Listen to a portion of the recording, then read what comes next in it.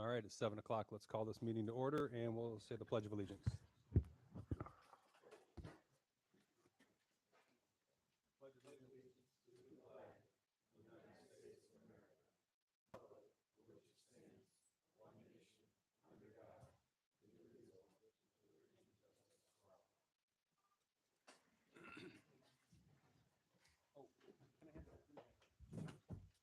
The one that we haven't signed yet?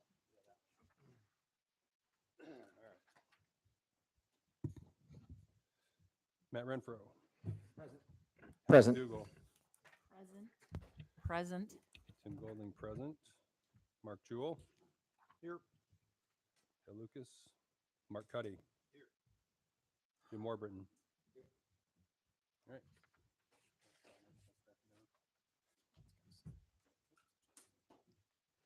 I'd like to add one item to the agenda for old business where we can talk about and possibly vote on the mining and extraction ordinances changes you guys been working on. Is everybody okay with adding that to the agenda in old business? There's no old business on here. We're going to add it to the old business. So you don't see where it's going. All right, so we'll do that.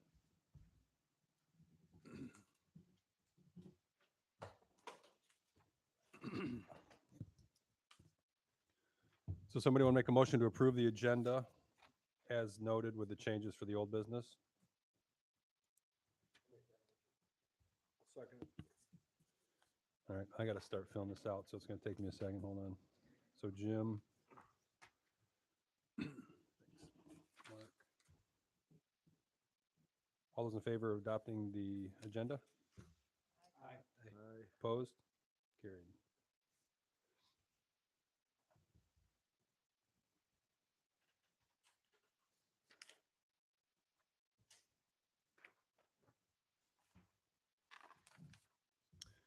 And does somebody want to make a motion to approve the minutes from March? I can't really do that since I wasn't here. Same.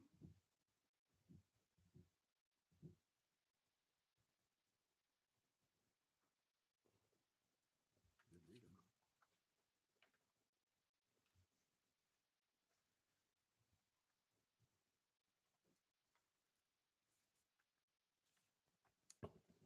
I'll make a motion to approve the minutes for March 20th. Any seconds? Second. Any discussion? All those in favor? Aye. Opposed? Carried.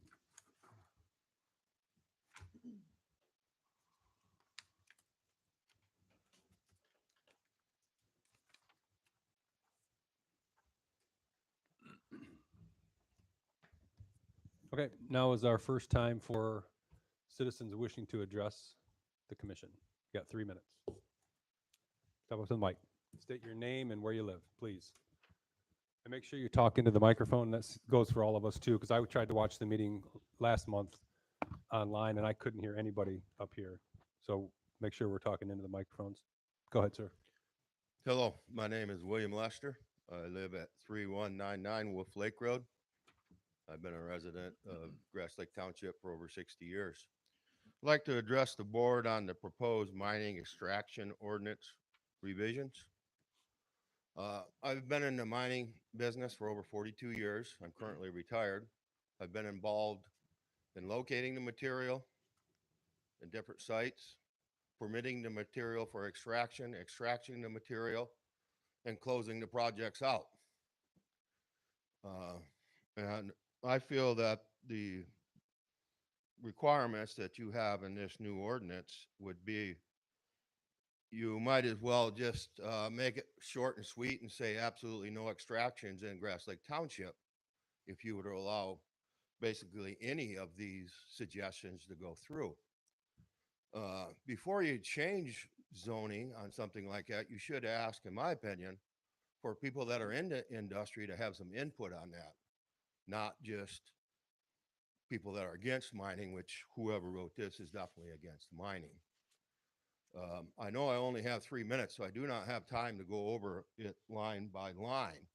So I've written it down. I wish you would take the time to review it and see my concerns that I have, because this would be the end of mining. Aggregate is not a want. Aggregate is a need. You drive on the asphalt roads. You have concrete in the foundations of your home. You have stone and sand in your septic systems. It's something that we have to have. This would absolutely kill the extraction of material in this township. Thank you.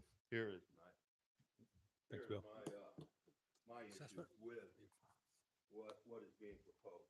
Okay, Thank you, sir. thank you.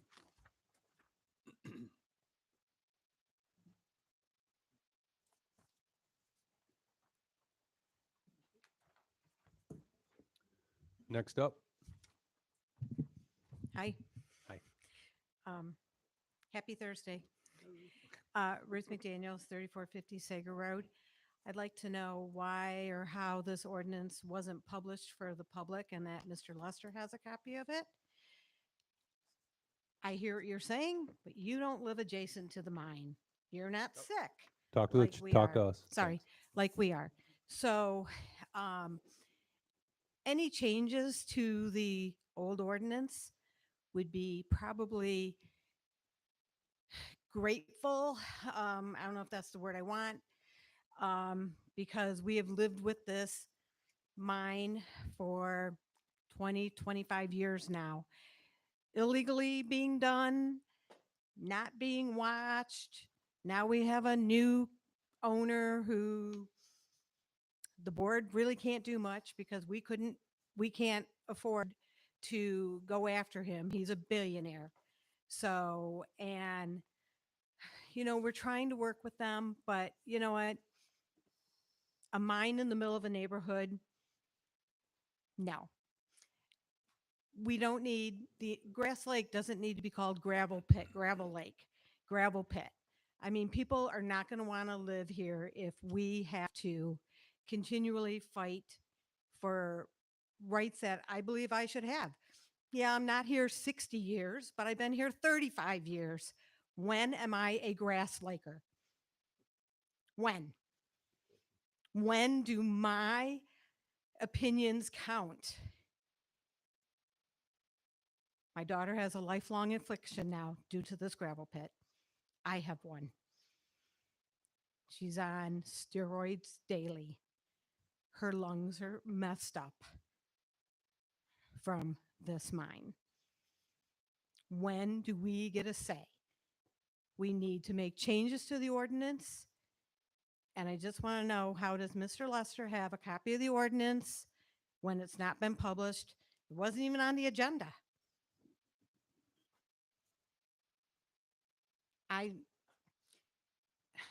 It's getting really old.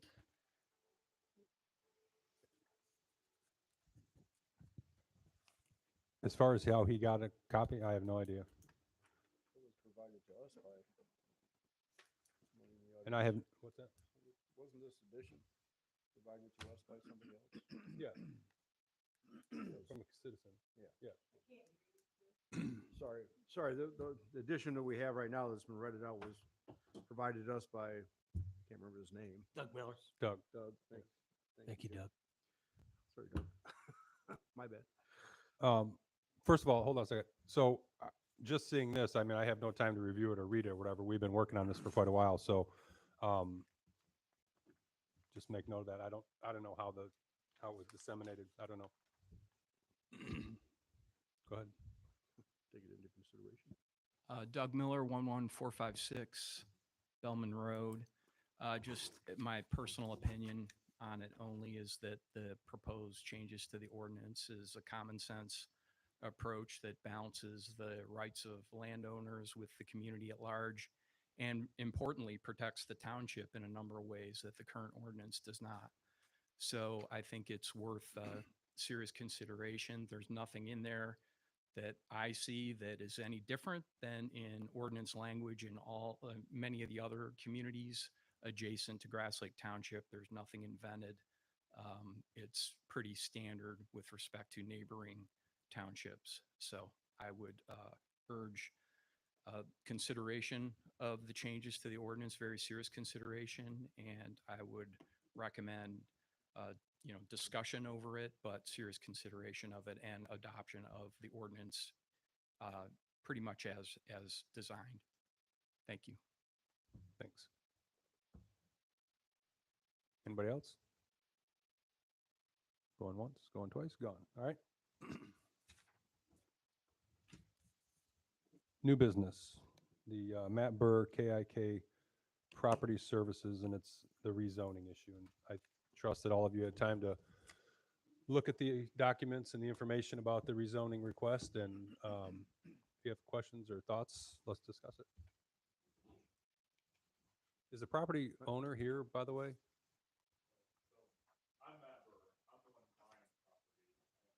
Did you want to state your case up at the mic? This the only drawing we have? There's an area too. Oh, I know the property, but for the Yeah. building. I mean, it's not a. I know it's a rezoning. Yeah, I was gonna say. Go we ahead. don't- State we your don't- name and where you're Sorry, at. Matt. Sorry. I'm Matt Burr. So I am not officially the current property owner. I have a contract to purchase this property. But one of the contingencies is getting it rezoned as light industrial. So that's what we're discussing today, to address the drawings. Yes, because it's still very early. We just have a rough concept of what we're doing, or I shouldn't say rough. We know what we're going to do as far as the details of the design. That's kind of where it stops. The project is so I'm a contractor. I'm a general contractor here in Michigan. This kind of started with me building a shop, and then we decided, hey, there's kind of a lack of business condos, which I'll kind of define for everybody is a place for like small businesses, really kind of similar to myself, that rather than building your own individual building, you rent a shop. It's got an overhead door, an office, a bathroom to it. Great for just small plumbers, electricians, people that need a small amount of warehousing. I mean, there's really kind of an endless list there. So anyway, we came up with the idea of, hey, I'm going to build my shop and then extend the building. The idea is to add 10 of these business condos to that building. The total building length would be 225 feet by 100 feet deep. And each unit would be an 1,800 square foot unit, 25 feet wide by 50 feet deep. So that's the premise right now. I feel that this is a great location for something like this because you've got industrial up and down 94. You've got, I forget all the different names, but we're pretty much right in the middle of what's already industrial along there. Not to mention, too many people don't really want to build houses right on 94. The rest of this field that Mr. Calderon owns has already been sold out to residential. This property's been hanging out there for, I think, over a year or getting close to it. So, there definitely wasn't anybody snapping at buying this up and building a house right on the side of 94. So I feel that this is a very good project. So any questions? Yeah, Matt, so your building basically is gonna cover approximately 1 acre out of the 17. Yes. But you're asking us to change 17 acres to light industrial. Yes. Right now, there's no real plans beyond that building. The only thing might be, just especially if I get other contractors like myself, I could see fencing in a bit of a yard to provide, outdoor storage. But really, there's no plans or no thoughts to do some big industrial complex or anything like that. So the only problem I see with that is if once we change it, you can put anything in there. So if you're taking up an acre of 17, you could put gas stations and all kinds of everything that goes with. I think you asked for Light industrial. heavy. No, light or industrial. highway industrial is what I read on there, I think. I think it's light industrial. Yes, light industrial is was on it the light? application. It's light industrial. And I don't believe gas stations are in there, but I could be wrong. You'd have to have a special use permit in that to do that. Yeah. So won't be Seems allowed. like a good plan. I mean, I guess I would have to see a little bit better drawings. I mean, I know you're, it's hard for you to spend a lot of money to put together drawings. Yeah. And, I think it, you know, from what I read through in light industrial, we can still, ask for, landscaping and, you know, basically, say where you're gonna put the driveways and, you know, all Yeah, all yeah, that stuff and- that goes with it. and My, all of my the- biggest issue would be, that we're gonna, you're asking for 17 acres of, industrial, but you're only gonna use maybe an acre right now for your building. Yeah, I mean that really just has to do with the big draw to this piece of property is honestly the visual of off 94, to be perfectly honest. For myself and for whoever rents from me, No, I agree with you. I agree with there's you. a huge draw there, right? That's just the way the parcel was. To be honest with you, if it was a 5-acre parcel, I'd be asking the same thing, but that was how it was divided. And I think the rule is, somebody can correct me if I'm wrong, but I believe that they could only subdivide to 10 acres without a plan unit development out there. And the way that property fell, everything else is 10, 10, 10. I think it was 4 10s, and then the remainder got parceled off as a 17 up front. Yep. So that's my understanding of how we came to this point. Yeah, you're So- constrained by the way the property was broke up. It is what it is. Exactly. Like I can't, even if you said, okay, we really only want you to build on the front half. I mean, I get what you're saying. It's true, but from my perspective, I don't think there's anything I can do to, block that off and, segregate it out and sell the back or anything like that. One question I had was the sewer, because you're gonna have bathrooms in all these units. And Yes. is this problem with the sewers in our township straightened out to where you can tap into that? So talking Okay. with Dan, yes. Okay, that's fine. That popped into my head when I was reading all this stuff Mhm. earlier today, so, Different, okay, doesn't go through the village. okay, that's fair. Somewhere I read, and I can't find it right this second, there's something about equipment storage and so forth and so on that you're thinking that. Yeah, that's your what I was contractors saying. might Like, wanna do, yeah. yeah, as Just- far as beyond that building, again, if it ends up being more like contractor based, I wouldn't be opposed to, having a fenced yard that, people can, if they got an excavator or a skid steer, that sort of thing, to put in back there. Put it behind the building, Yeah. so to speak. Yes, behind. It would definitely be behind. That kind of ruins the visual. My point. Anybody have any more questions for Mark? Or Matt, Matt. sorry, No, you're good. my bad. Where, where on the property would the driveway be located? Where would the building be located? So the building would be, if you guys, it's a pretty popular corner out there. You've got the that little corner cut out. Believe that's 3 acres with the old schoolhouse. So the building would be basically squared up in that small panhandle. Yeah, Right yeah. next to the schoolhouse. Yeah, pretty much next to the schoolhouse. Obviously, we'd be looking for all our setbacks and following all that sort of thing. But that's again, going off of the whole reason why this property jumped at me as a good one for it is because of 94. We don't want to be hidden from 94. As far as drives, I'd probably, if allowed, envision 2 of one off Willis Road and then one coming around behind the schoolhouse. More of and the reason being for 2 is probably one more on just regular vehicle traffic and a larger, more industrial one coming around the back of the building. Okay. So I'm Are you- sorry, say that one more time. One coming off of Willis Road and not off of Cedar Knoll Oh, Road? sorry, you're North right, Beach. Cedar Knoll. Yeah. Okay. Yeah. So, but all of those things. We're open to what the township wants and recommends and all that sort of thing. Is your building, face Cedar Knoll Drive then? Is that what you're thinking? They're gonna Yeah, make yeah. Cedar We'll Knoll we'll and- the long side will be parallel to 94. You know what those other lots are? How big those are? 10 acres. Those are all 10? Mhm. And what's the frontage on those? Do you know? How many feet? I I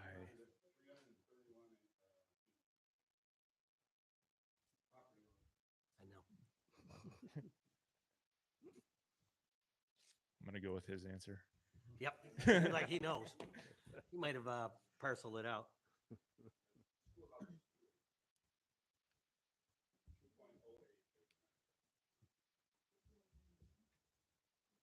Anybody else have more questions for Matt? Hold on. You got to come up to the mic if you're going to talk. But you got to wait till the next. What's it about?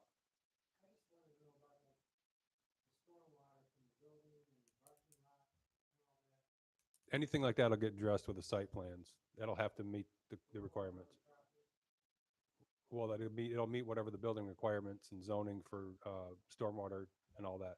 That's not what we're talking about here today, though. This is just the rezoning.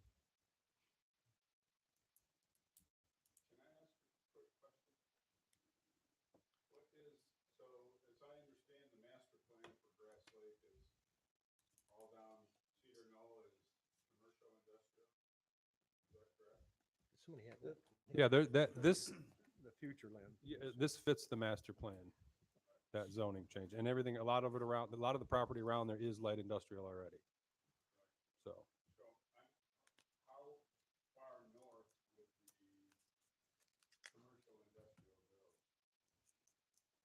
On this property? Oh, I don't have that in front. I don't know. You'd have to look at the master I mean, plan. it's, that now is obviously all ag right there, right? So if we approved his, and I don't know if we approve 17 acres to be light industrial, or, I mean, I guess that's something that we have to talk about, but if we did, then it would be, whatever that distance is, like, that his property is, that he's looking to buy. So that would go down, to the first or the next parcel that you guys have there, right? And, I think that's, I'm not saying that it's not a great spot for it, because it is. I just think that, we have to be somewhat cautious when we change zoning, because you'll open up everything, right? Yeah. Once we change it, then that whole 17 acres, which, probably is a good spot for it. And I agree with you. That's a great use. You're putting in something that's, needed. So, I just think as a commission, we just have to think about,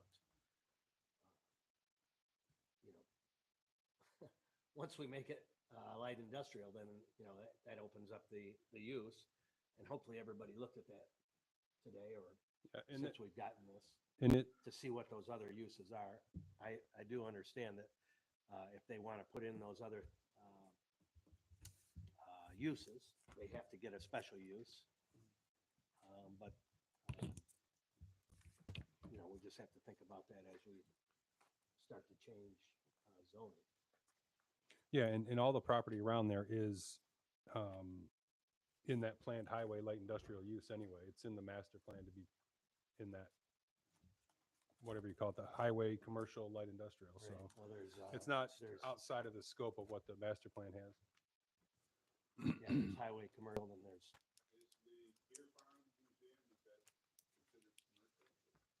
That's a good question. I think that's also ag. I think it's ag. I mean, I've got it right here. But my understanding too is they also run like commercial tennis lessons and things out of that building too. So Well, again, it is, it's already light industrial, same as the golf course. As I'm saying, all that around there is already light industrial for the Yeah, most part. across the so- road it is, And that across the road too, for Mhm. Tenneco. Yeah. It's all, across the highway. yeah, right. across the highway, right? Am I looking on the right side of the highway there? This is where we want. This is where we want. Yeah, this I- kind of I was- business. is I was gonna across say, the I highway. mean, to kind of speak freely Absolutely, for a second, absolutely. I own 52 acres like immediately south of the village. I don't want this building down there. That's not what it wouldn't fit down there. There's no reason to have it, that sort of thing. The reason we're asking up here is because it fits up there. You're right. You're right. Absolutely. Any more questions for Matt? Not Mark, not Mark. All right, go ahead. What? Public comment. Hey, I'm Chris Clausen at 11700 Orban Road. I was going to talk on two subjects. One, the fact that I do think this fits well into the plan and the community, but I think that's pretty well covered. I have the unique privilege of speaking about Matt. Matt's been my best friend for 25 years. We grew up together. We were in each other's weddings. I just wanted to speak on his behalf because I do believe that it matters how you do things and to have trust in someone to do it. And Matt is a genuinely people thinking, serving person. He wants what's best for the community, for other small businesses to bring in more business to our community. He is a trustworthy person. When we moved here, my family and Matt put us up at one of his rental houses until we were able to buy our place in Grass Lake. He is taking care of anyone that he can. He's a genuinely kind and good person, and someone that I think communities should back to be able to bring more people and business into our community. Thank you. Well, I'm done. All right. Nice. So, I did lie. That's all, it's all ag. It's not light industrial. I was looking at the wrong side. The deer farm is? The deer farm is in ag also. So in the golf course is also. so does anybody want to make a motion one way or the other based on the information? Well, you want to talk about the, No, we're, Tim? all right, go ahead. Do you want to talk? You got 2 minutes. Okay. Everybody's that's talking what I'm about asking. the same thing here? Yes. Okay. Yeah, good. My name is Hillary Walbridge. I live at 3225 Willis Road. Sorry, a little shorter than. My name is Hillary Walbridge. I live at 3225 Willis Road. I think it's a great idea what you're talking about. My only concern is it's kind of a big jump to say you're going to use 1 acre and then be given the opportunity to have 16 plus acres with the statement of, well, I don't have any plans to use that. That's land that potentially could become a lot of light industrial. That's a big ask, I think, and a big jump when you're only presenting use of 1 acre. So that's my concern. That just kind of is a big target. So, Thank you. yep.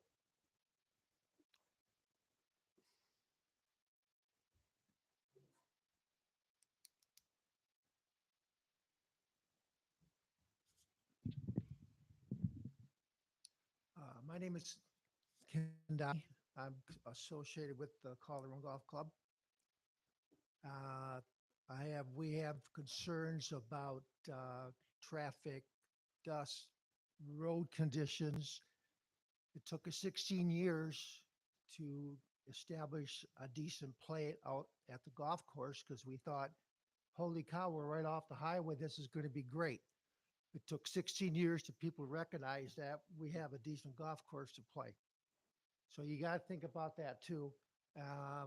Part of my concern too is guaranteed tenants. I mean, if you look around Jackson, there's a lot of empty buildings that one time was real good businesses and now they just dried up.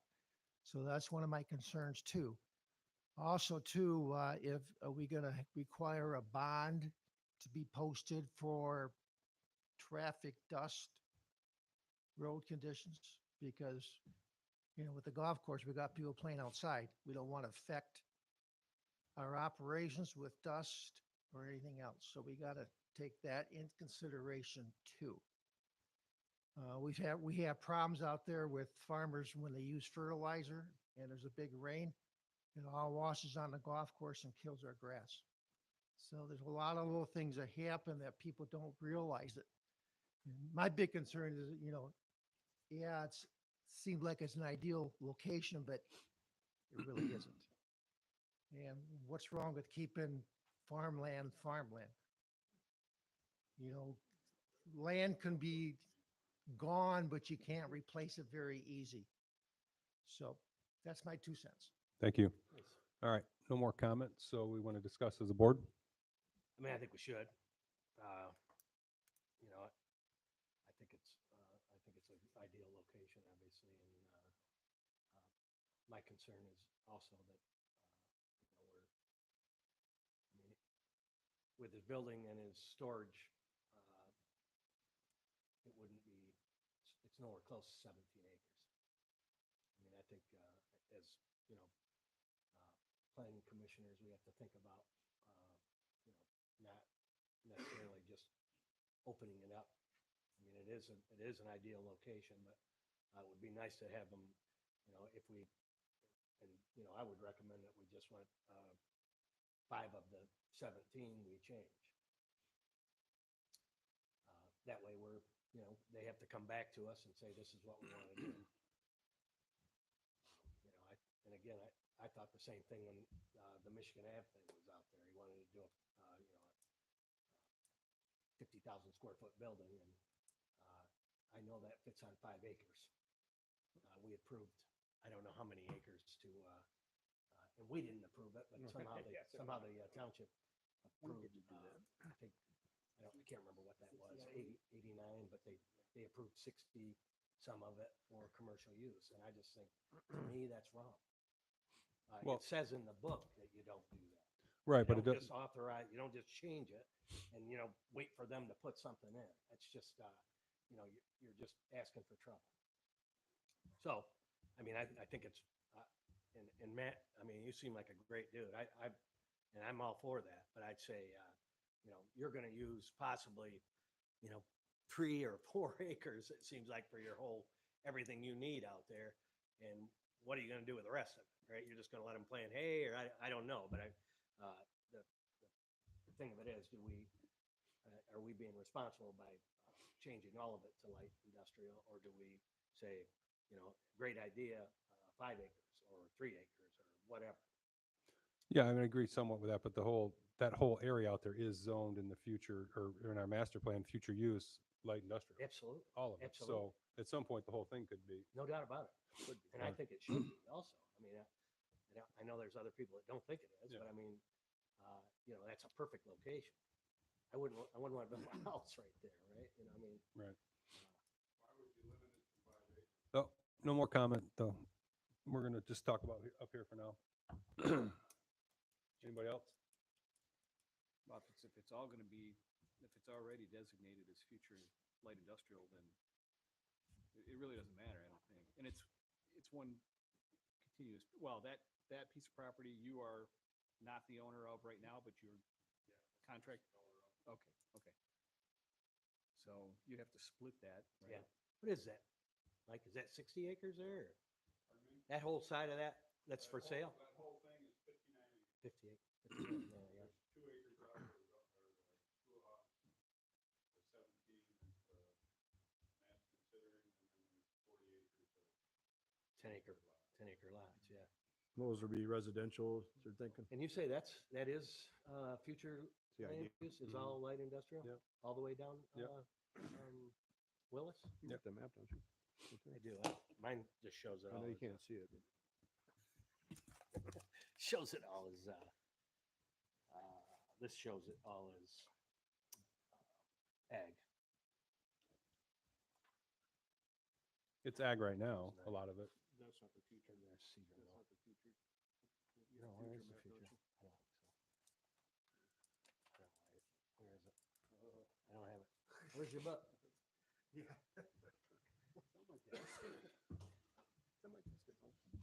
Well, somebody want to make a motion or discuss it further?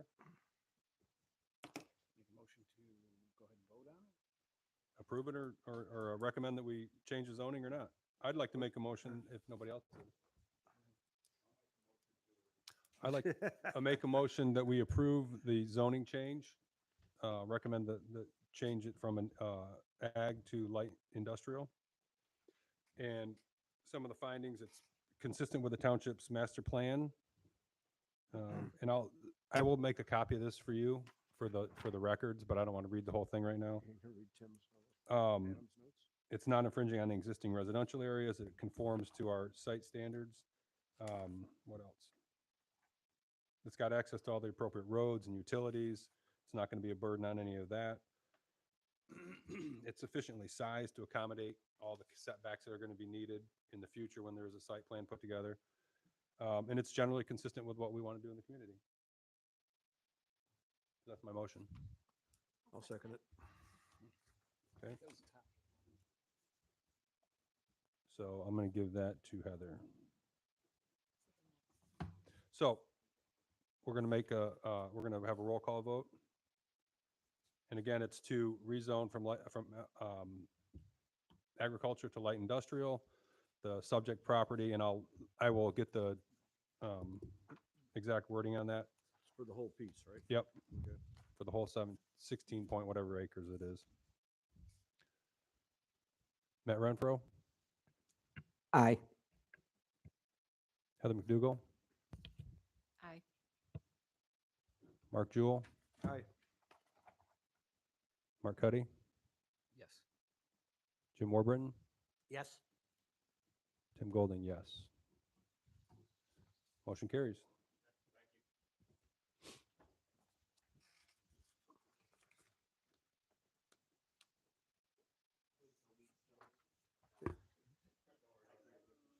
I think you need to thank Chris for that.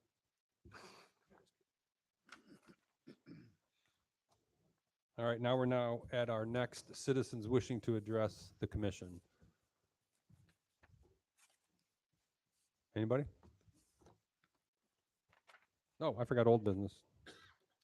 That down a little ways, or what was that? What's that? I forgot the old business, and that's we added Oh, yeah, the old mining extractions. There you go. Yeah, me too. You got another copy of that, Jim? I have my copy. Okay, that's fine, because that's basically the one I sent into. You want to, I do have another copy. Different than this one, right? I got another copy here. Yeah.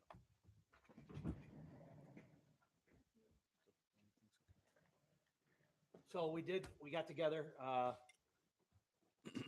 Doug, Heather, and I, and we talked through this.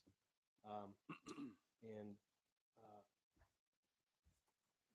I want to go through what Doug has redlined, and I would make a recommendation that we do not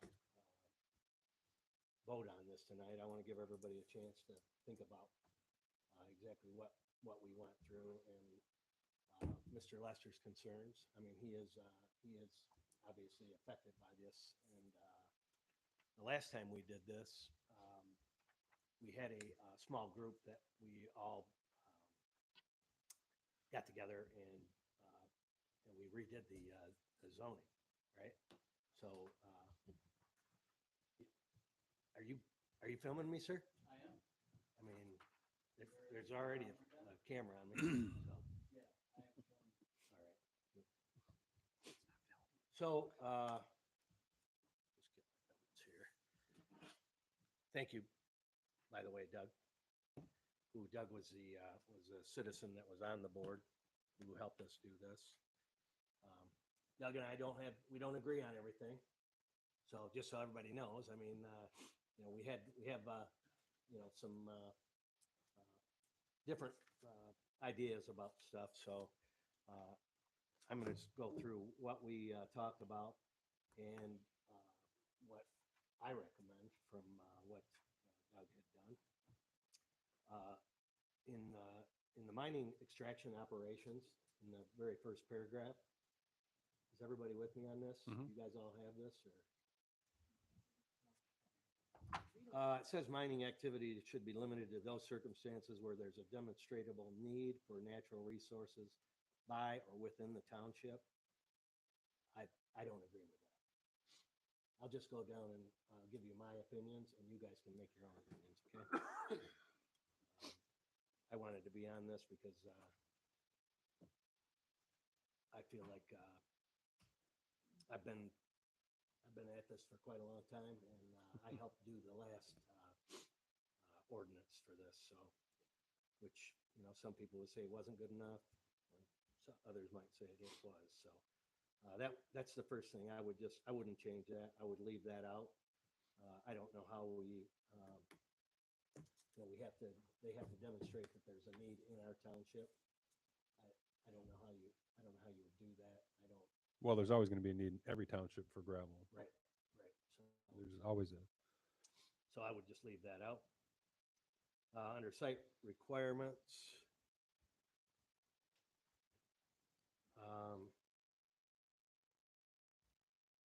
On B, we had it at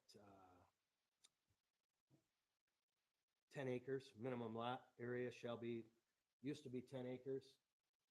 I don't know, with our new setbacks, 10 acres probably wouldn't work anyways, but I wouldn't change it to 50, I'd go to 20. Okay? You guys want to talk about this as we go or not? I would like to see that number at least 50, if not greater. Yeah, I don't quite understand that. I mean, I just think if there's ever a mining operation in any township to come in and do all that on 10 or 20 acres, it'd be more advantageous to have a bigger piece of property that's available. That's my take on it. yeah. Yeah, I just thought, I mean, we set it at 10 last time. Yeah, that's too I think small.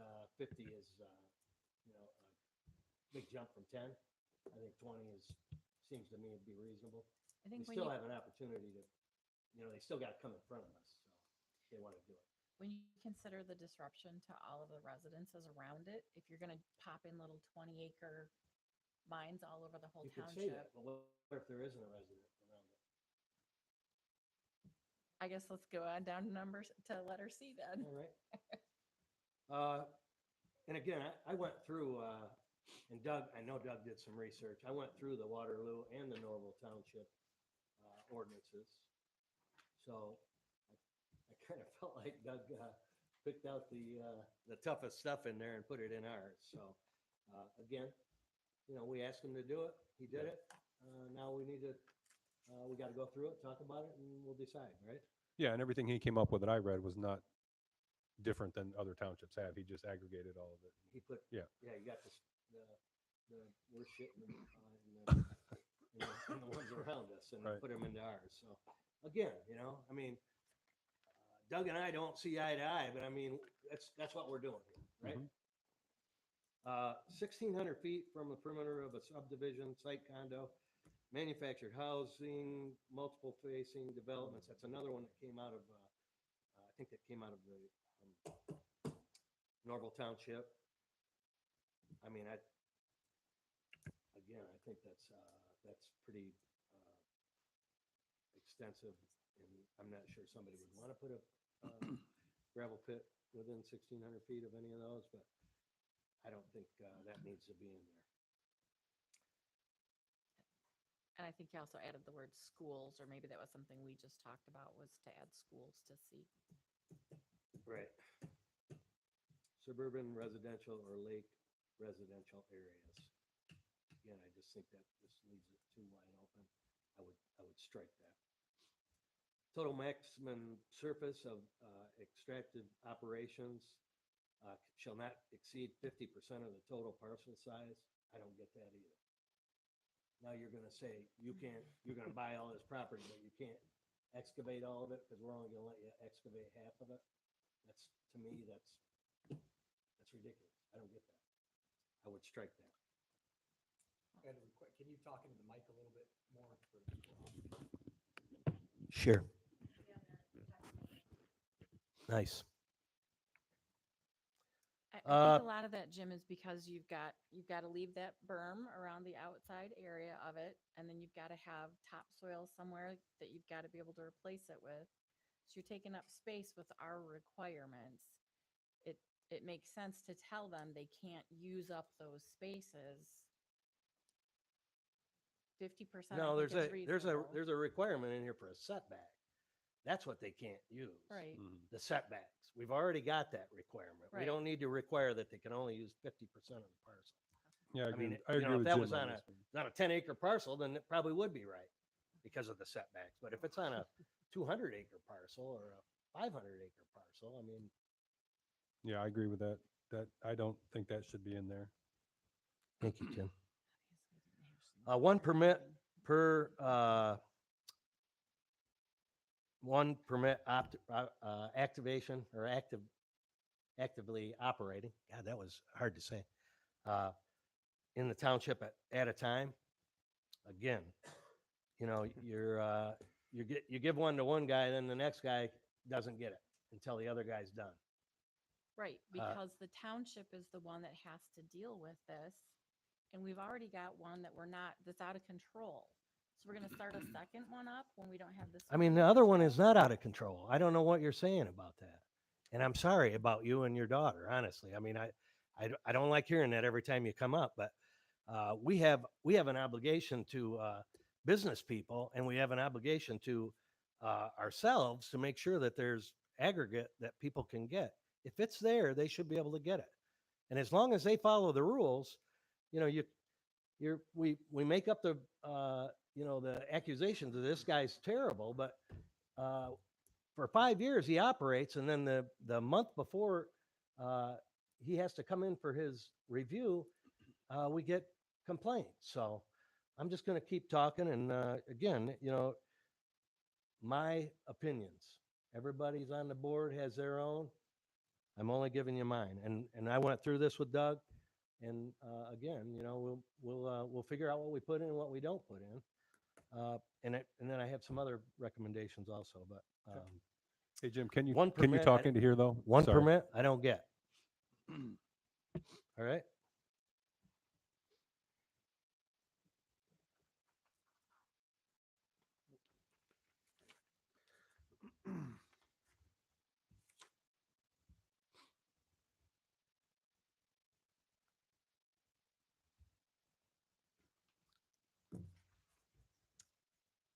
How we doing so far? Good. You want to keep going? I do. Keep going. I guess I'll read through these anyways, even though I may not or may not have a problem with them, but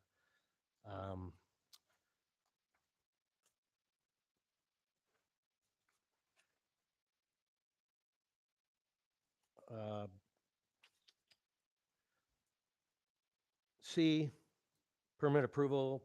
Any such special use permit for mining extraction must be approved by both the planning commission and then the township zoning ordinance or board. Special land use sections 1401, 1407 shall be deemed amended accordingly. And that's basically just amending it so that it's no longer the planning commission only. It's now by this ordinance, it will be the planning commission and the township board. Isn't that the way it is anyway? I'm sorry? Isn't that the way it works anyway? No, it was just us. The length of the permit, mining and extraction operation, special land use permit shall be issued for, it was 5 years, and we wanted to change it to 2. I think it should stay at 5. They have to get an annual compliance. I think it should stay at 5. They have to get an annual compliance. So they do have to get, they get reviewed every year. The permit is a 5-year.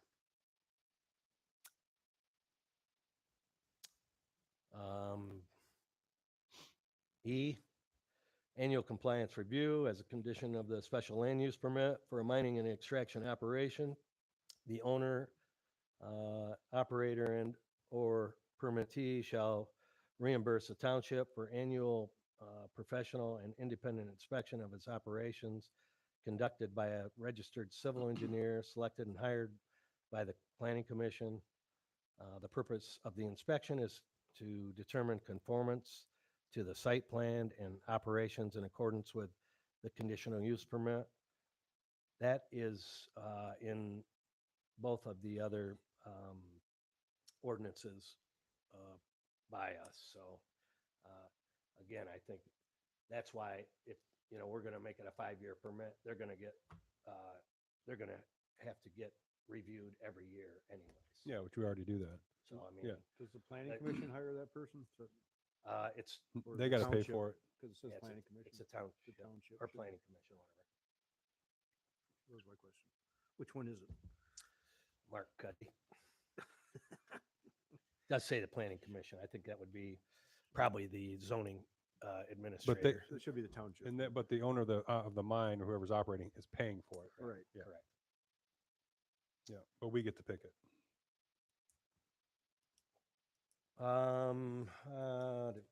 Yep. This inspection is to take place as near as practical to 60 days prior to the 1-year anniversary of the conditional use permit. Each site visit inspector is to be accompanied by a representative of the mining operation, the township, and the inspector. The inspector will submit a report to the findings both to the township and the operator within 20 working days of the inspection. Again, I think those are in the other ordinances around this also.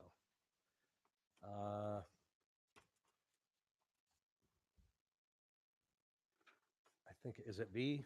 It's V, isn't it? The Information outlining all materials, aggregates exported from the mining operation. I'm sorry, I should read the first part of that. Materials related to all complaints received by permit holder. Where is that? So this is what, these are what they have to report. in their yearly, yeah. We just added that in, Yep. okay? So yearly, they have to report what they, the aggregates that they've gotten out.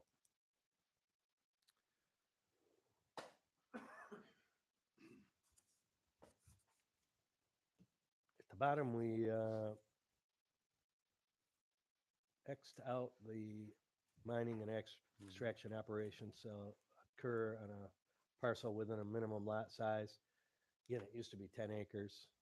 Yeah, we're changing Uh, that. I thought 20 was good. Everybody else think 20 is good? That's the second time we're going to talk about that. We will talk about it again too. Yeah, so. we're gonna go through it again. Site plan, applicants must submit a preliminary final site plan under the zoning ordinance. Site plans for mining and extraction operations include the following information in addition to the information requirements in chapter 15 of the zoning ordinance. We have put in there, and I think this was also in the other ones, the list or the name of the financial institute, if there's anybody backing it. Lists of names and addresses of the phone numbers of the firm's corporation or having a legal or anyone having a legal or equitable interest in the property, and those persons, firms, corporations that will be operating on the premise and reasonable for conditional use permit compliance. You guys with me on that? Yeah, I think that's the numbers on here, 1, 2, 3, 4, 5, that I mean, as far as the name of the financial institution, I don't know if that's necessary to be in there, but where it says 4 through 6, where the names, the addresses, telephone numbers, firms or corporations having legal or equitable interest in the property, like additional assured and all that, I think that should stay in there, but I don't think that the financial institution needs to stay, but that's my opinion. Why would you take it out? It's just one more piece of information we can use if we need to get money from them. I just don't see the need of it. I mean, if you guys want to keep it, that's fine. I just don't think it's needed mean- because you're already getting the people that have vested interest. It's kind of included in that other Okay. Statement. No, I mean, my that's who only the bond problem is with that gonna be was, through, right? What? That's who the bond will be through, right? Not necessarily, but anybody that's got a vested interest is already listed in that other paragraph, so. Or equitable interest. The only note I had on that was, if we ask one business, we should ask every business. Well, we treat them all different too, though. I mean, every operation is different, so. Yeah, well, that's my thought on it. The hydrological report is required where a proposed mining and extraction operations plan to extract material from below the water table. And we The only Xed change we out, made was the word hired. requires use of dewatering defined and, if it requires use of dewatering defined as removal of water from the site. And Heather, help me out with that. Was We that, took all did we that out. scratch that out because we We want them did. just to do it no matter what? We did. We just inserted the word hired. That's the only change we made in that paragraph. Do you see that where it says, Yep. qualified Well, individual why did we selected, why did we cross hired out? by the planning commission? If required, applicants must pay for a hydrological report by a registered professional engineer, certified geologist, or other qualified individual selected or hired by the planning commission.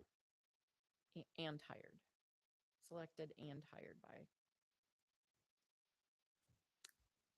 That's the legalese part of it, because we want to pick them, we want to hire them, we are the ones hiring them. They're responsible to us.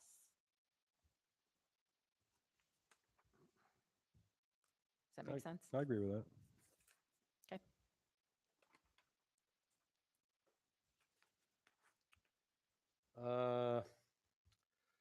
I'm just going to keep reading this hydrological report.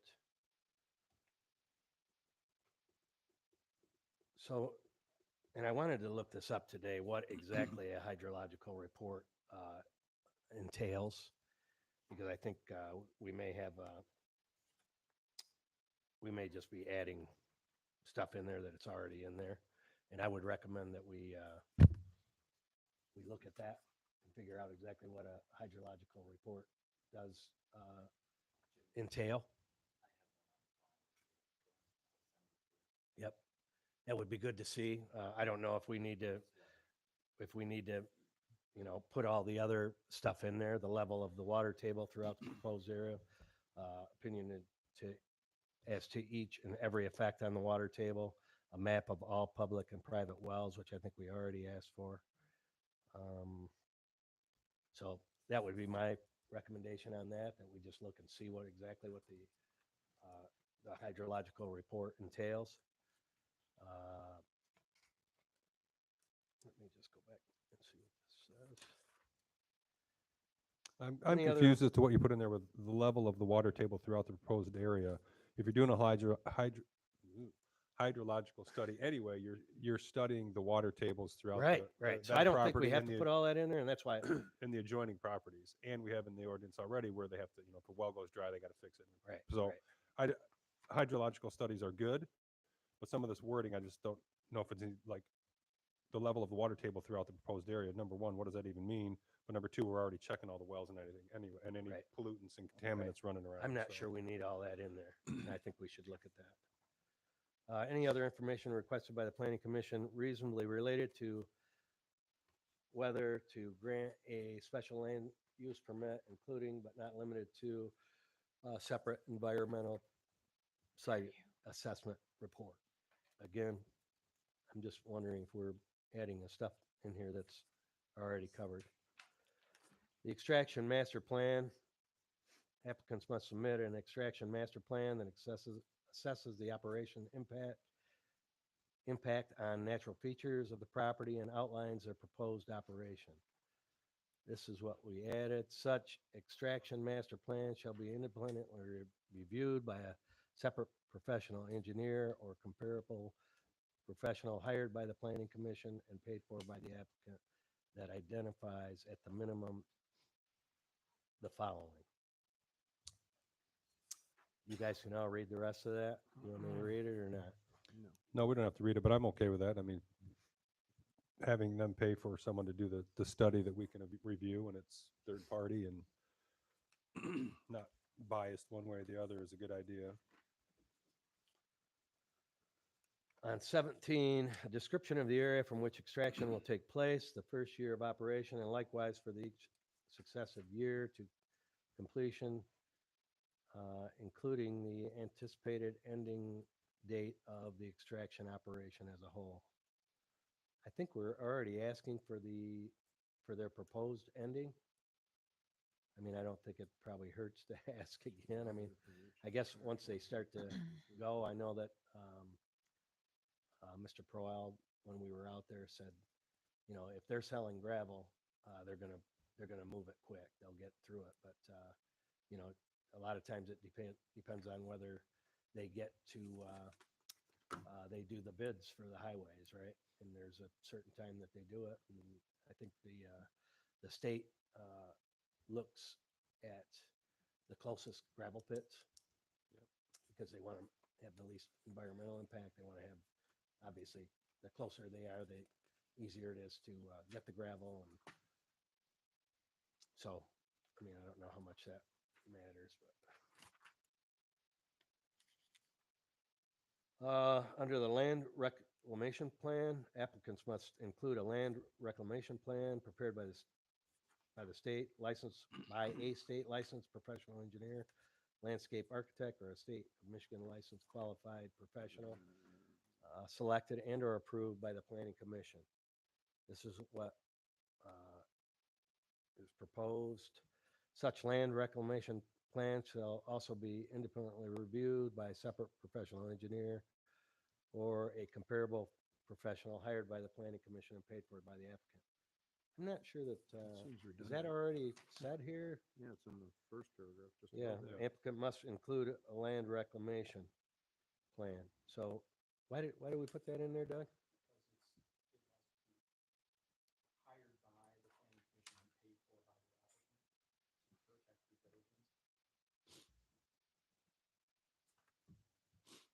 Got it. So that's why, that's basically the first part of that was crossed out. No, it's not. It's like It's the having same them paid thing. to have somebody So we're come up just saying that they're hired by us, right? And paid for by the applicant. Right. We're just adding that in there. Steps to be taken to preserve the topsoil. I think that is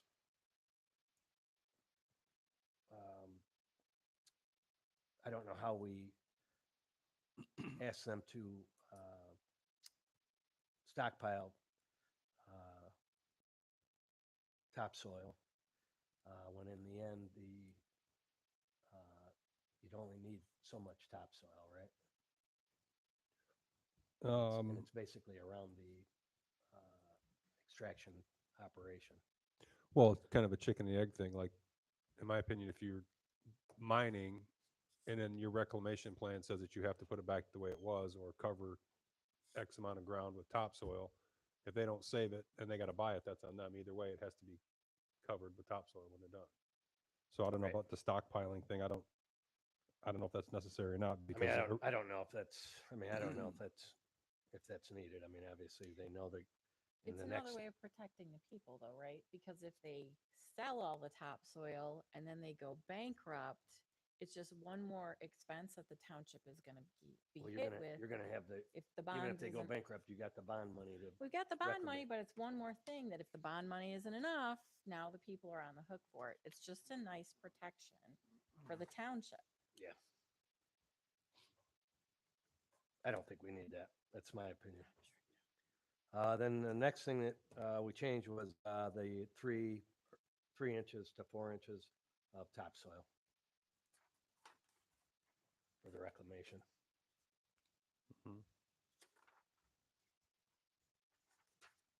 Financial guarantees and enforcement.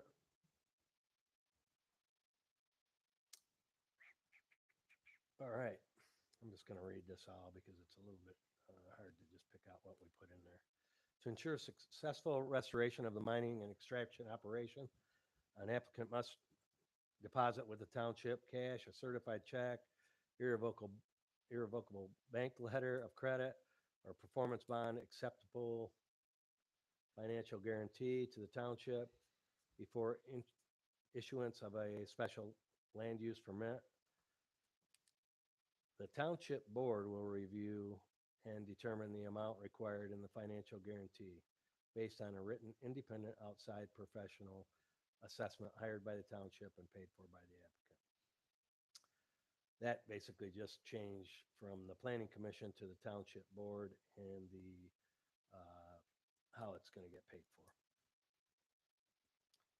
And they just put that in the financial guarantee.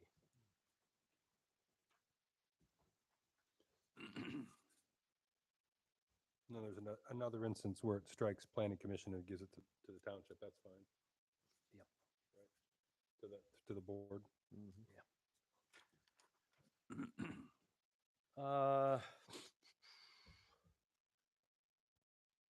The applicant shall maintain liability insurance for property damage, bodily harm, specific to the proposed site in an amount determined reasonable by the township, but in no event less than, I'm assuming that's $2 million, right, Doug?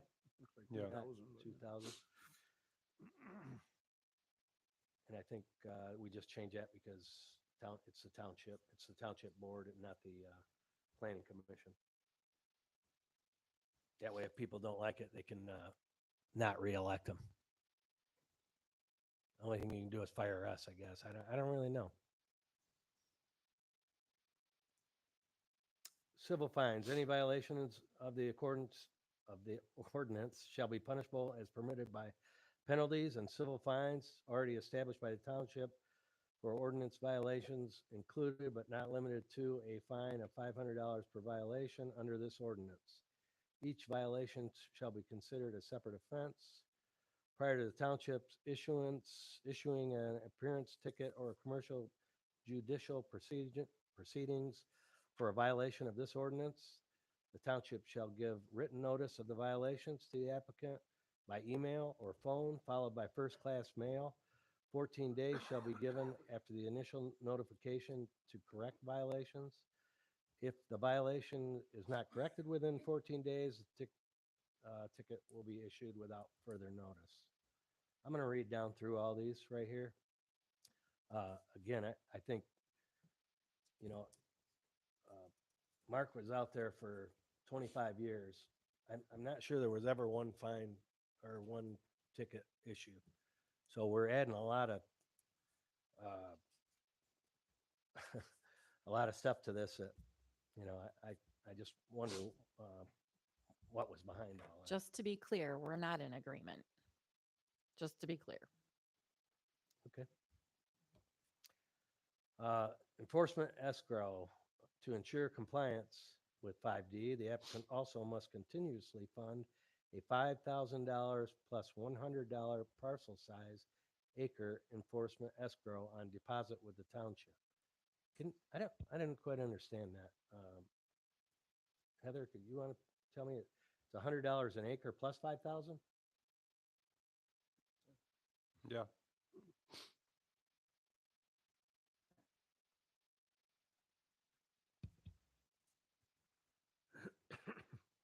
On escrow with the deposit with the township, any violations under this ordinance pursuant to 5D shall result in the township immediately withdrawing the corresponding funds from the escrow account. The applicant shall have 30 days from the ticket issuance to fund the escrow account back to the total required amount.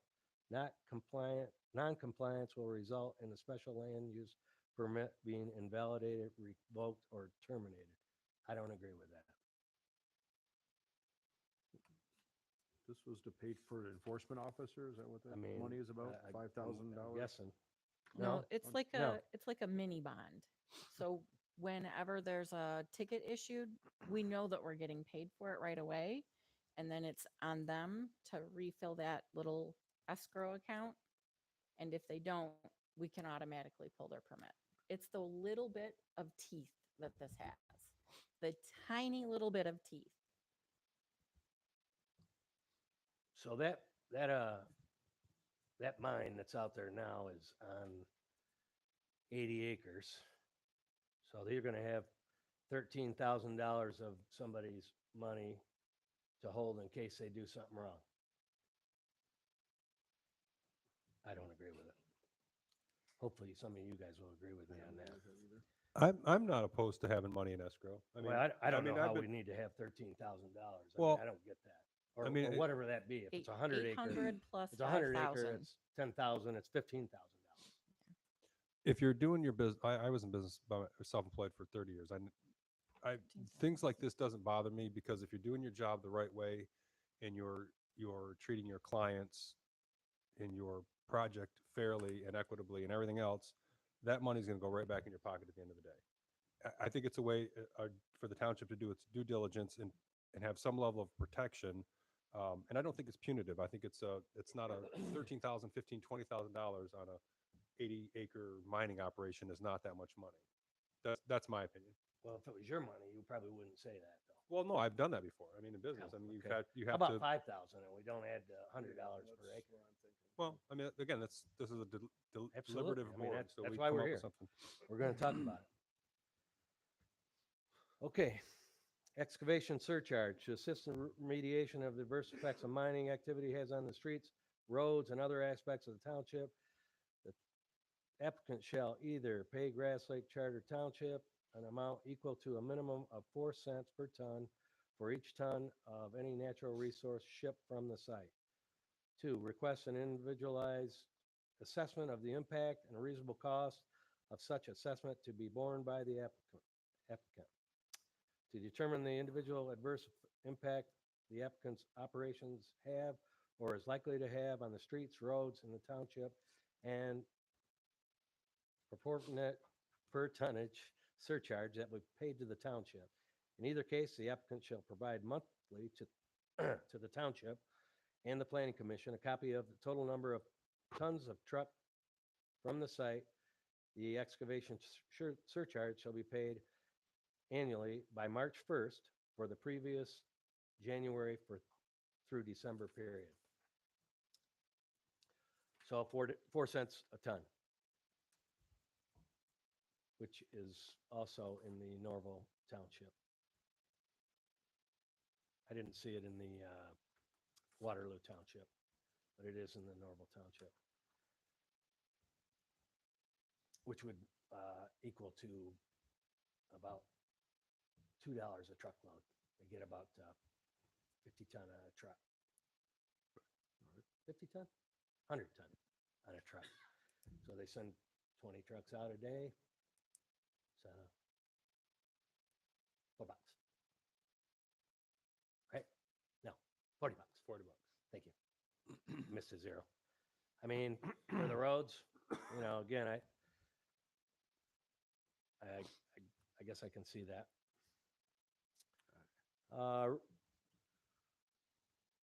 G, resident potable water protection. If a legal record recorded well, servicing portable water to a residence or dwelling place located on an abutting or neighboring road within 2,000 feet of the property is negatively impacted so as to cause the resident dwelling to lose access to its potable water source, applicant shall provide such residents or dwellings bottled or other water or other form of water by providing all evidence of such dwelling or residence bottled or other form of water within 24 hours until a new well or source of permanent potable water can be provided. Providing such inhabitants facilities for bathing while a new permanent source of potable water can be provided. And providing a new source of permanent potable water for the dwelling / residence such as a new well. Applicant must be provided these without charge to the impacted residents. I mean, I think we had something similar to that in the last one. We did. I think it was a little less wordy, but it gets to the same point. And then inactivity in the township may invalidate, revoke, or terminate special land use permit at its sole discretion and commence immediate utilization of any financial guarantees or escrows for the land reclamation or restoration of the operation that has been inactive for 12 months or more, which, I mean, I think is, if there's something wrong with the, they're not taking any dirt out for whatever reason, I'm sure that we would work with them before we just shut them down. So I think that I'm good with that. Mining and extraction operation is subject to all specific operating requirements below and setbacks. So we went through this. This is what I would recommend. I mean, I kind of went back and forth on it. Doug wanted a little bit more. I thought we would just make small changes, not humongous changes. And I'll just go through them line by line. Is everybody looking at the same? Mm-hmm. So mining and excavation, the first line is from adjoining property with residents. It was 200. I think if we change it to 300, that's not too crazy. And 200 for adjoining without property residents. From public street, we went from 1 to 3. I don't know, we could talk about that. Do we need to go to 3? Can we go to 2? Not go too crazy? Anybody? I'm kind of indifferent. I mean, that you want to split the difference, go 200, and I'm fine with that. That's what I thought too. 200 from the public street? Yeah. Yeah, that's what I thought too. Anybody else? Is everybody else okay with 300 and 100 or 300 and 200? Loading and weighing, I think the loading, because the loading has got to be kind of on the way out. And I know we talked about this. I saw it in some other, some of the other ordinances. They actually, not the loading, the weighing. They excluded the weighing because the scale has got to be up by the road, right? Somewhere close to the road. So they excluded the weighing. Loading, they said, the old ordinance said 200 and 100 and Doug and Heather wanted to go to 200 and 300. Does anybody have any input on that? For the loading?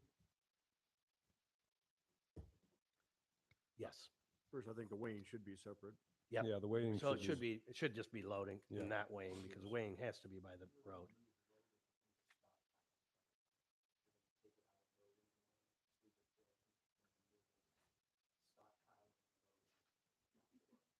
Yeah. I'm okay with keeping the loading as far away as reasonable from, Yeah, and because we it's have that loud, it's actually- noisy, that's the So biggest. stockpiling and loading are going to be in the same area, simply because you're going to take it out of the stockpile and put it in the truck. Yeah. So, and I think so. Stockpiling down there, it was 200. I think 300 is good. I don't think we need to go any more than that. And that's from adjoining property with residents. Right. And then adjoining property without residents, 150 to 200. Yep. From public streets,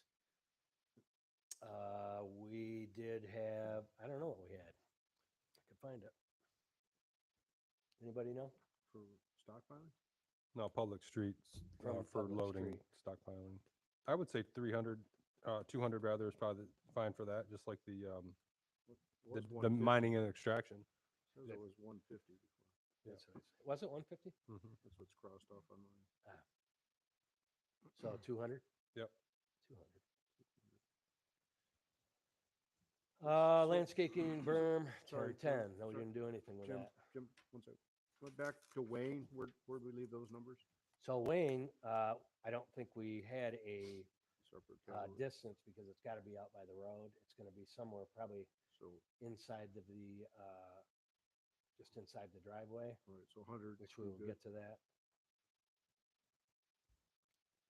I remember when we went out there and we thought, well, that's not right. That doesn't look right. I said they're not in compliance today. Okay. On the next page, C was resolution or was it complaints? And now we just made it resolution.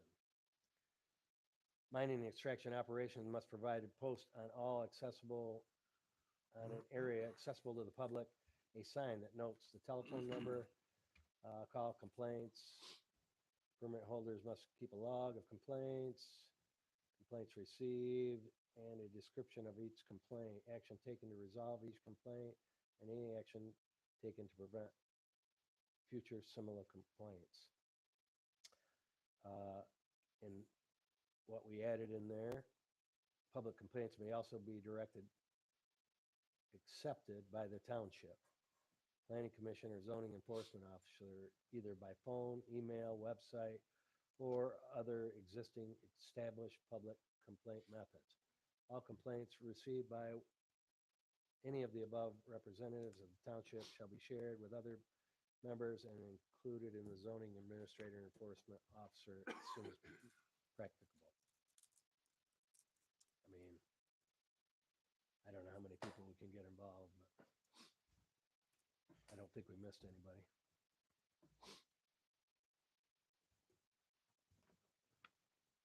Anybody got any compliments or comments? I'm fine with that. I'm good.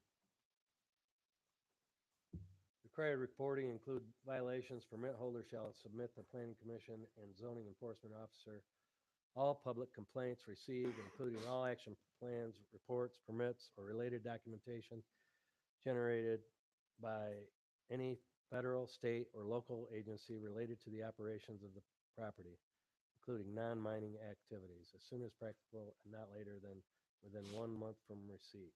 Any findings of violations of local, state, or federal rules or regulations by the permit holder shall be reported within 1 week from the receipt by the permit holder and shall be grounds for immediate suspension of operations, invalidations, revocation, or termination of the special land use permit. Again, I'm not exactly sure why we're adding more red tape, but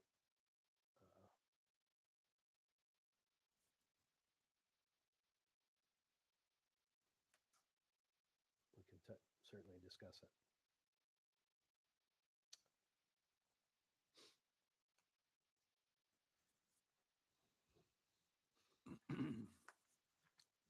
I'm gonna keep. I'm So you okay guys with can keeping see it. there's a fair amount of fair amount of work that's gone into this. And, you know, I mean, I think it's, we kind of let the cat in the hen house. So we all have to kind of remember that, right?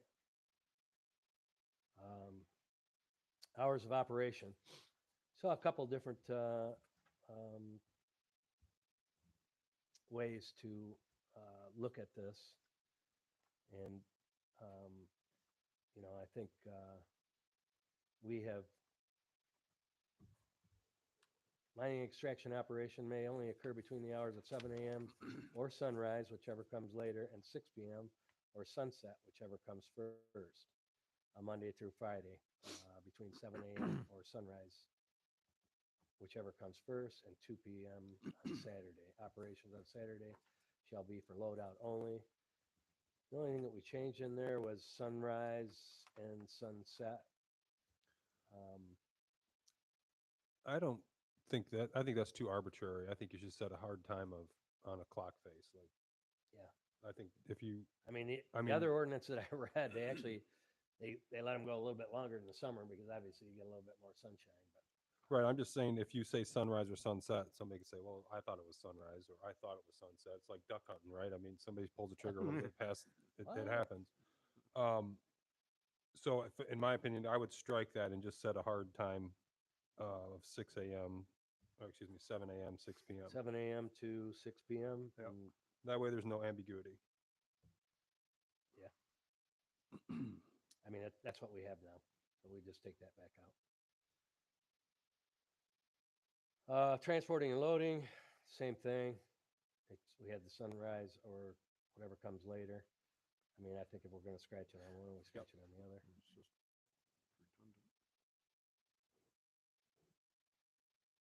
redundant. Repair of equipment only during the hours of 7 a.m. to 9 p.m. Monday through Friday, 7 a.m. to 5 p.m. on Saturdays. I don't know why we don't want to let them in there to work on their equipment. Well, I think that should be the same as the mining operation. Stuff's going to be running or whatever. It should be the same time period that they're digging or whatever. Just make all mining operations, instead of being all convoluted, say all mining operations, and that entails repairing equipment. Okay.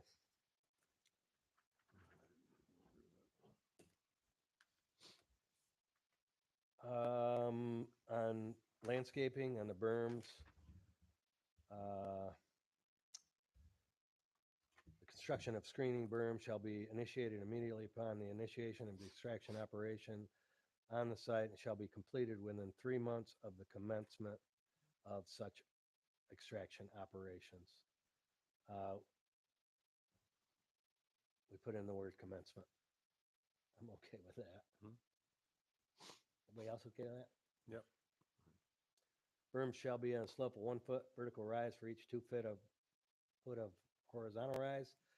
The location and the height of the berms must be adequate to visually screen the operation, and in no event shall be less than 15 feet around all equipment and structures used for storing and washing and pressing similar operations.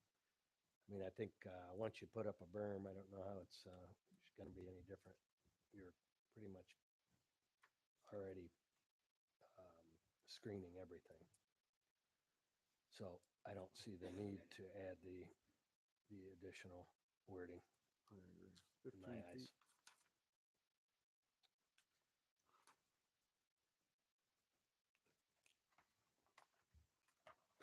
That was it, everyone. God, that was so much fun, wasn't it? So the other thing that I think we should get some time to everybody to kind of digest this. I do have another thing that I think that we should think about while we're talking about this. Can't remember if it was Norval or Waterloo, but they have basically a committee, and it's the zoning administrator, 1 board member, and 1 resident. In my eyes, I think the resident should be a person that's involved in construction and mining, simply because I think you have people who are already experts in what they do. The rest of us can read ordinances and can put ordinances in place. I can tell you, I'm in a very regulated industry, alcohol, and I want to know if they're going to change a rule that affects me. I like to be involved in the solution and the conversation before something changes for my industry. I think that committee would work good to help regulate and help each year when you have to go and we have that, you have to review it, and then you have to you have the complaints or whatever. I think that if we had 3 people on a committee that were tasked to that job, then it would make everybody else's jobs a lot easier. I mean, I read through both of those ordinances, word for word, and that was one of the things that I thought, that is in my eyes, that's a good practice, because it's we're constantly looking at it, right? And you have 3 people who really become experts.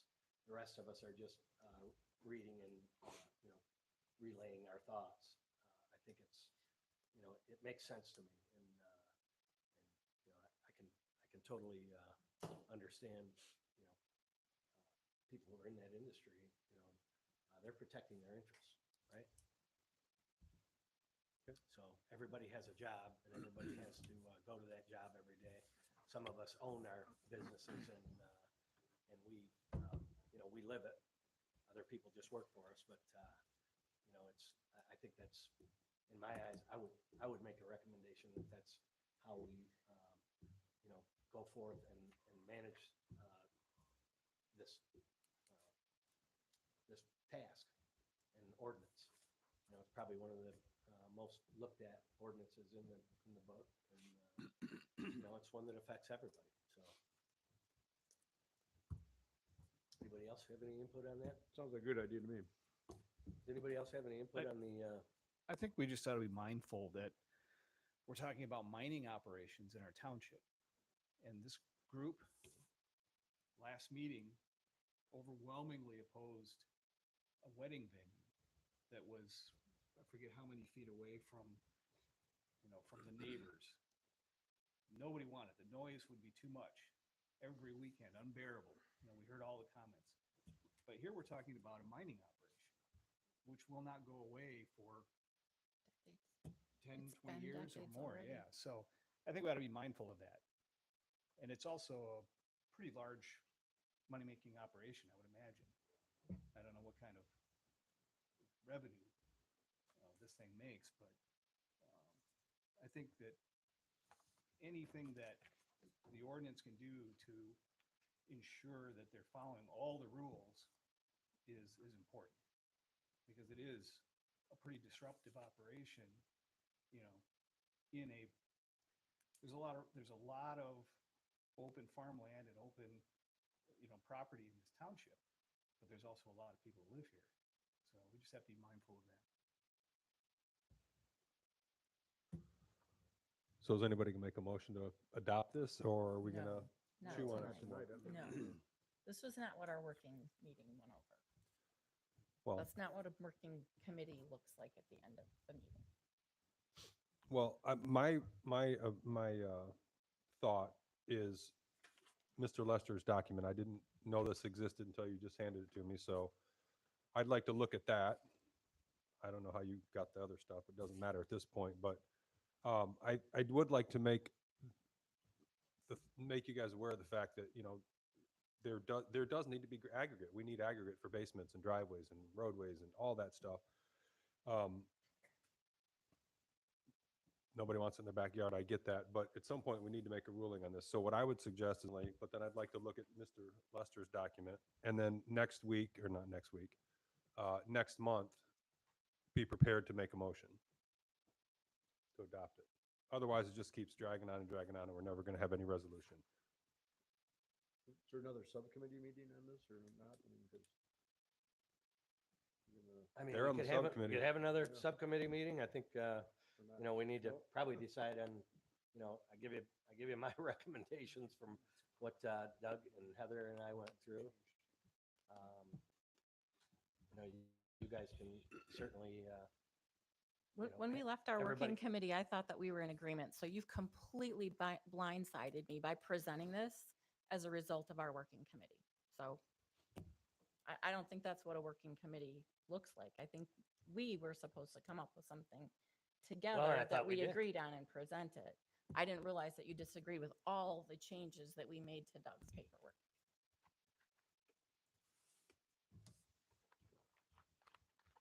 So no, I would like to do some more work and present my side. If you're going to present your side, then I want to present my side. absolutely. I mean, you could do it right now. I don't think the time will allow, but I'll make my changes. I thought we were negotiating in our meeting. So now I'm not going to negotiate. I'm going to present my side when I present. Well, So, you could. sorry, go ahead. I'm sorry, go ahead. Because you might solve what I was about to. I'd stay here all night if you want. If you want to give your side now, then have at it. I mean, but I don't want to come up with, I could vote on this right now. I know where I fall on it because I've been studying it, going over it for months now. If nobody else is, that's fine. But we can't keep kicking the can down the road one way or the other. So whatever that needs to look like, that's what we need to do. If that means you got to sit on it for another month, fine. I'm going to ask our local quasi-expert. You were going to say something. Yep.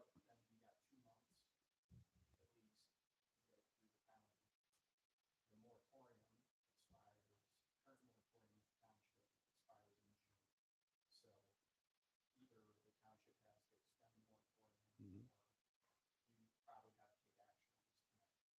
I know. But they say they don't want to make action. On it. Yeah, and no, right, right, exactly. Yep.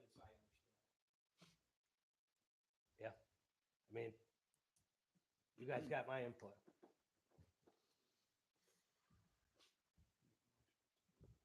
Matt, what were you going to say?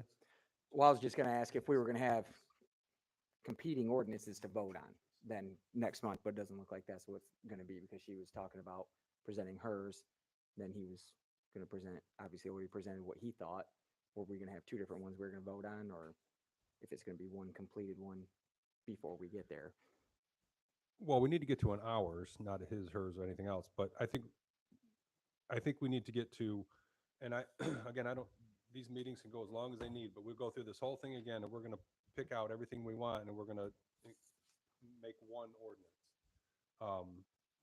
There wasn't a whole lot of things that were that much different, meaning the opposing viewpoints tonight. So, Well, I didn't want it to drag on, so I didn't oppose every single thing that I opposed that he said tonight. But when we left our meeting, we hashed things out at our meeting. I thought we had an agreement. So, and I didn't opposing, I was kind of listening to what you were saying, taking in everything you were saying. The not demonstrable need, I'm fine with removing that part from it because I don't know how you would decide what the need is. And for how much, I mean, if you guys all look at our roads, they're terrible, right? We could probably use one pit just to fix all of our local roads. Of course, that's not going to happen. We're not going to get them. We don't have the money to fix them, but there's obviously a need for it. I mean, there's always, like you just said, there's always a need for it, right? So, I mean, that could be taken out, but site requirements, I mean, when you mentioned down to 20 acres, I was thinking about what we actually came here for tonight, the new business with Matt Burr's properties out there, and the ones that are backing up to his directly north of that are 10-acre lots. So if you take two of those lots, that's 20 acres. I mean, that's a pretty small site to put a pit on. So I would prefer it be 50 acres, would be my thought. Tim, can we take a vote on it if it wasn't even on the agenda? It wasn't put out to the public that there was going to be a vote tonight, yeah, you could vote on it tonight. even though it wasn't put out for the public to know about? It's kind of crappy. I mean, we really don't have a document that's finished to, I mean, unless we finish it right now. You could circulate another version of the things that you all do agree on and Via email. isolate the items that are still In disagreement. things you need to debate. You do that, I suppose, and then digest additional information. I don't know.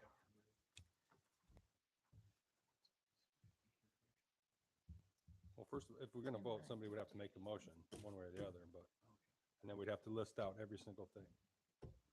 Let's see if I can do this on the fly. I'll make a motion that we circulate a copy with changes that are in flux and discuss via, I don't know. You don't need to make a motion for that. I mean, if we're not going to vote on this today, then that means we're going to have to vote on it next time. But we can do the work in between, right? Yeah, we've been doing the work. I thought we were going to So did be I. done with Thought it. we but- had I thought we had a clean copy. We were ready to present tonight. Sorry. Well, if nobody's going to make a motion, then we're going to have to use it as do old business next month. Yeah. So then as the township board's gonna have to extend the moratorium for what, 2 months then at that point? To give us enough time to get it through all the parties? Township Okay. meets Tuesday before our meeting.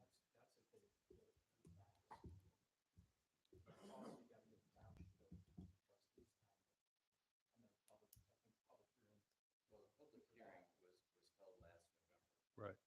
So because there has been a public hearing, everything that's transpired since would fall back on that hearing. But you're absolutely right. By the time it gets through here, then it's gotta go to Jackson. After Jackson, it's gotta go back to Grass Lake. And so because we're gonna already wait a month by extending it too, we're already gonna wait a month just for the next meeting to happen. So it'll be a discussion that I'm assuming Tim and John have to get together on how long this process may take, and then I'm sure he'll have to extend that notice. Do we have somebody, a company waiting for us? I mean, are we holding somebody up? No, things are very quiet right now. Okay, well then I wouldn't worry about how much time it takes. I mean, this is pretty big, pretty important. Well, I Let's think we get all it right. The township board meets again on the 28th, so we have our work session then. So if we have to pass a moratorium, we could, my understanding, we can do it then, correct? Yeah, I believe we can. On the 28th, 8 a.m. If anybody wants to come, join us. All right, well, if nobody's gonna make a motion, this will get pushed back to next meeting to have a vote. Yeah, table. And again, I don't, I don't think we should be voting on something we're not committed to, that you're not sure of. But we need to make a vote sooner than later, so let's make sure when we come back here next time, we are gonna go through all of these pages, and we're gonna come up with, we're gonna come up with an ordinance. We'll make our changes, our recommendations at that time, because, or is there some place I can call people and talk to them to make changes before the meeting? Well, we can't have a quorum, obviously, but you can figure things out and discuss things with, call Doug, do whatever you want. Do your own research. I have a But- procedural question. If all of us are here and we all have our ideas and what we want, would we make a motion to accept your idea, or not your idea, whatever, all the way down until we get through all of them? Yeah. Okay, so Well- we follow that process, and by the end, we'd have a finished document. Yeah, well, the motion would be, well, you could do however you want. You could do every single thing as a motion, or you could make a motion to approve the mining ordinance as delineated when we've done our discussion. Like we come up with, Sounds like we're gonna have debates on certain lines. yeah. All right, so that moves us to number 9, citizens wishing to address the commission. Anybody? Oh, you guys better run. Oh, no. She's gonna beat you.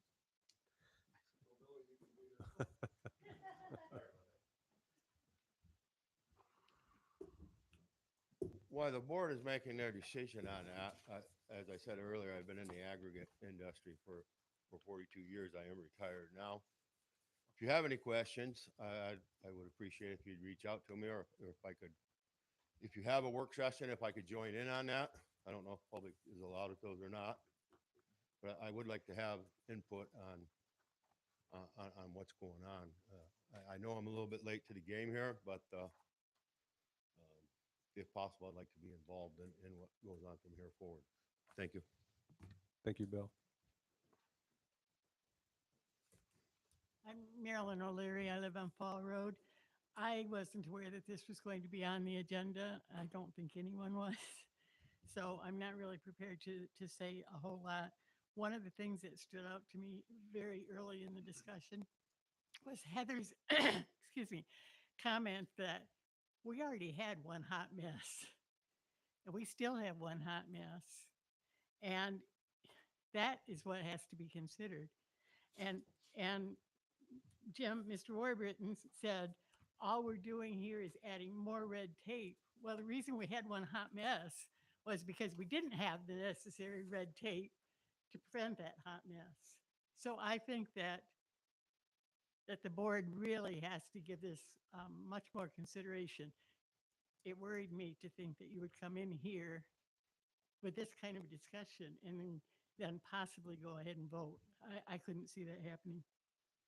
My comment regarding the committee, I think that's an excellent idea. But I would make it 4 people on that committee, 1 from the board, 1 from the zoning commission, 1 from industry, which could be perhaps Bill. But then I think you need to have a non-biased resident on that committee too. Thank you. Thank you. Anybody else? Go ahead, Ruth.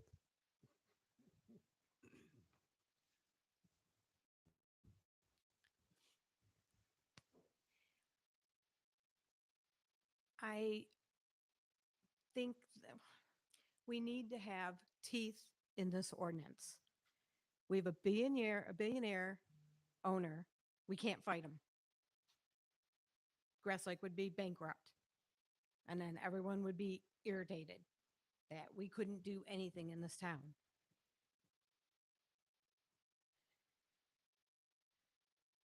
I don't know what more to say.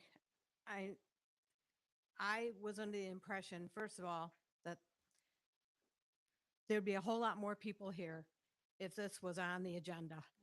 And for it to be slid in without anyone else's knowledge that this is here, this room would have been full. I'm not the only one that's sick. We have neighbors that have leukemia from this pit. It's documented. Nobody here lives near this pit as close as I do. And to be already dealing with it for the last 20, 25 years, and now to be dealing with it for another 20 years, I can't enjoy my property. Y'all don't want it in your neighborhood. The previous planning commission didn't want it in their neighborhood. They live on Tim's Lake. They live wherever. I don't want lakefront property. I want to enjoy the property I have. I want the bald eagles to come back. They're not here anymore. They're elsewhere. I like to see the deer. I like to see the sand cranes. I like to enjoy the peace and quiet. I don't want to be wakened up at 7 in the morning on a Saturday with the beeping of a truck backing up. We cannot fight them. You need to put teeth in this ordinance. And I think it's a conflict for Mr. Lester. I'm sorry. Sorry. And I agree with Marilyn, maybe 4. And I probably wouldn't be that resident. But you gotta have teeth in this ordinance. And I know it's a lot of work. I know you guys we've been putting a lot of time in this, month after month after month. And I'm sorry that there aren't complaints on a daily basis, but I'm not home. I work outside of my home. I can only see what I can see when I get home. And by then the work is done. We need teeth in this ordinance. They have been running amok for 20 years. Silica dust is in our lungs now, and we cannot remove it. And we have a neighbor with leukemia. You guys are not elected. We can't remove you. But you need to work for the citizens of Grass Lake. Like I said earlier, I've been here 30, 35 years. When do I become a citizen of Grass Lake? When do I become a citizen of Grass Lake? I pay my taxes. I volunteer. I still work with the high school. I shop in the town. When do I become a citizen of Grass Lake? And not being told, you're not a Grass Laker. And yes, I have been told that to my face.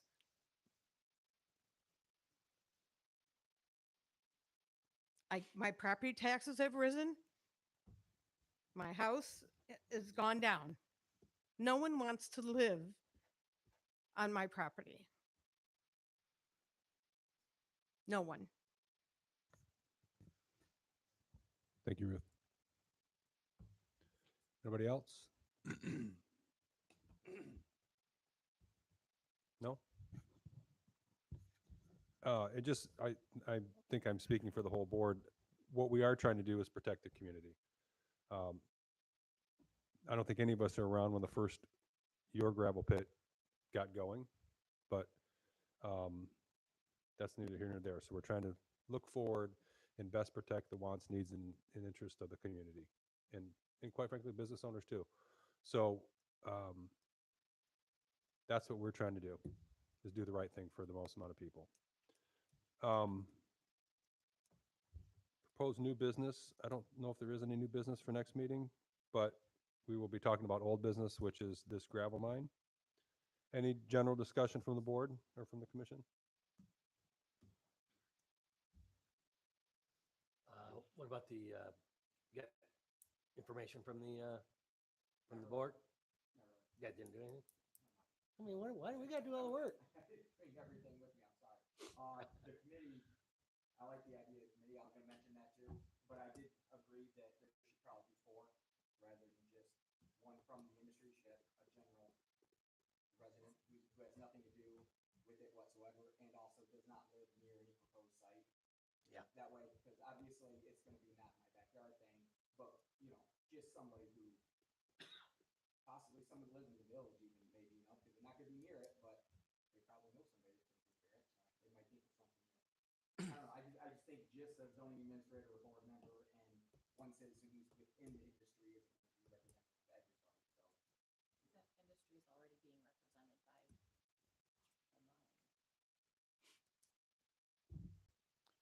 No other I think- comment? I mean, I think, and I don't know if, that's something that we have to put into the ordinance, or, if that's, I don't know. Do we put a, is that going to be part of the ordinance? I guess strictly speaking, we could make it part of the ordinance. I would think that I think we should talk to, obviously, our zoning administrator and maybe the supervisor and see what they think. But, I mean, it would make sense to me. I mean, we're not the ones that direct them as to what to do, but I think, like I said, and I'll look back, I think it was in the Norval Township ordinance, so something to think about. Okay. Anybody else?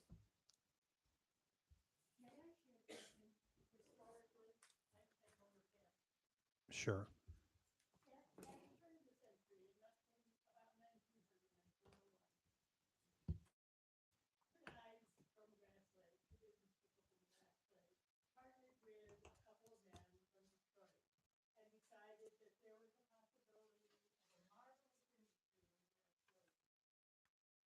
We had the raw materials needed to put in a cement factory. So they bought land next to the raw materials, which makes sense. And they set about trying to make this happen.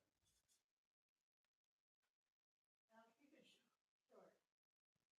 But the spot where they decided to set up the plant, they actually ran the rail line to the spot and put up the pillars for the beginning of the buildings and everything else. Was where our town park is now. And the raw materials were the marl at the bottom of the lake. And at the bottom of Kent's Lake.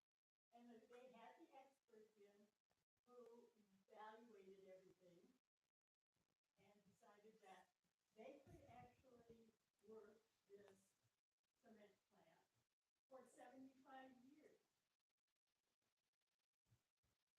And the way they had to do it was to dredge the marl out of Grass Lake.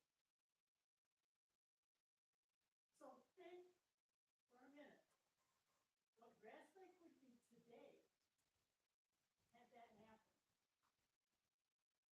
A cement factory in the middle of the village. And you know why it didn't happen? Because they started getting money to put it into effect. When somebody was at the board decided to get some of that money back. And that's what stopped it. We dodged a bullet. We got a few more bullets than we can dodge right now. Thank you. All right. Anybody want to make a motion that we adjourn? I was just gonna say real quickly, sorry for not giving you the last meeting that we had with the township, it was very pleasant. It was short, much shorter than this one. It was very pleasant. Nobody was yelling at each other. It was a good meeting, but we really didn't do much during that meeting. There really wasn't much on the table. We set a special, a date for a special meeting for the solar ordinance. And then, we talked about the sewer report, which everybody there knows we have to get that fixed. We're forming a committee between the village and the township. Myself, Blake, and I think John are going to represent the township, and there's 3 members from the village. We're going to talk together. I spoke to Sabrina. I'm not sure if you all are familiar with her or not. She put a lot of work into, and has been, and still is going to be putting a lot of work into getting the sewer right. But I think we're going to be meeting next week. I don't know what that is. Not an open meeting or anything. It's just, we're just discussing what we can do to fix the sewer. So other than that, I mean, we discussed the building, but we didn't come to anything on that either. So like I said, there really wasn't much in that meeting. It was awesome. Just so you guys know, it was very peaceful. Thanks, Matt. All right, does anybody have a motion to adjourn? Motion to adjourn. Second? Second. Adjourned. All in favor?